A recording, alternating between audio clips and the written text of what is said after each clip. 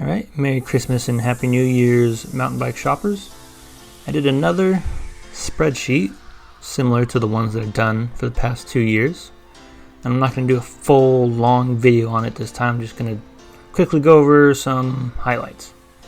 As you can see, Mr. Manatee up here is currently shopping and looking around at what this list has to offer for him.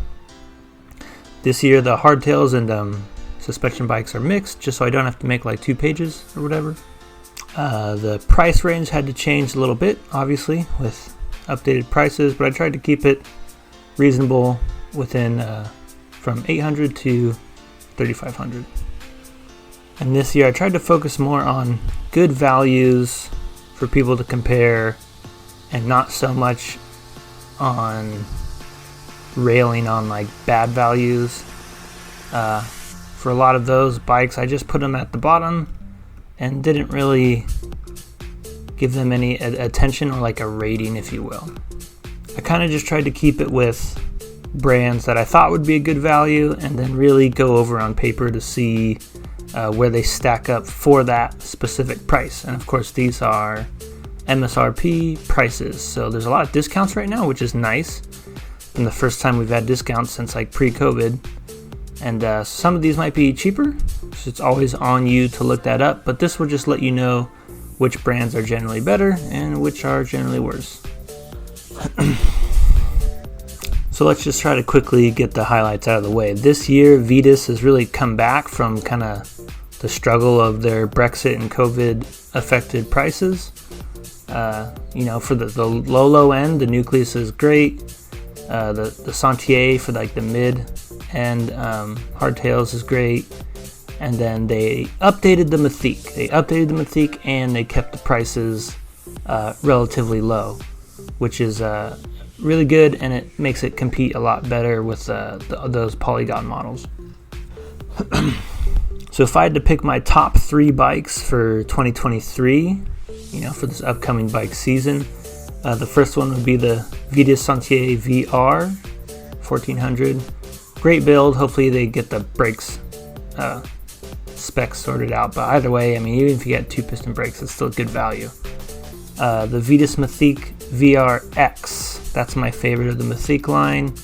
The suspension is just not great on the cheaper models.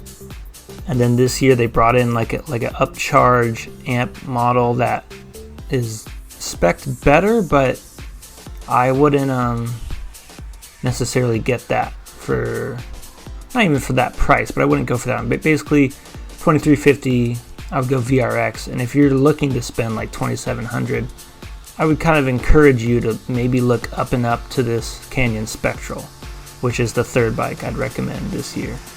You get a Fox 36, you're getting these 4-pot brakes, you're getting the Flow X, and longer travel. So if you want a all-around trail hardtail, Vitus Sentier VR.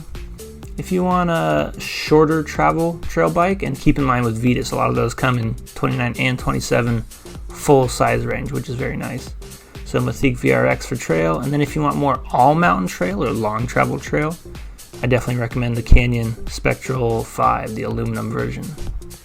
The Polygons, of course, are still up there in value. You should definitely be checking them out, but for the best value, I think they've been beaten out this year unless they change prices. They will typically do a lot of sales as well, so you should definitely be checking that. But for the MSRP, the D7's okay, the T7's okay with a little price bump this year.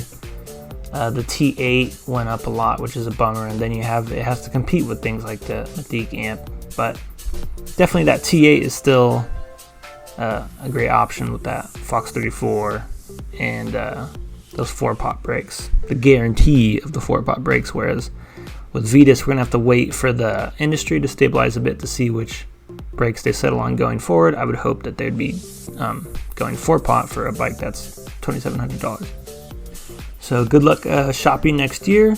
Make sure to check out all these brands for sales. I know like Comb and Saw right now, a lot of their values aren't good on my sheet for MSRP. They have some good sales going though, so maybe those will be more worth it if they're, some of those are like $500 off right now. So click the link in the description to check out this upcoming year's spreadsheet.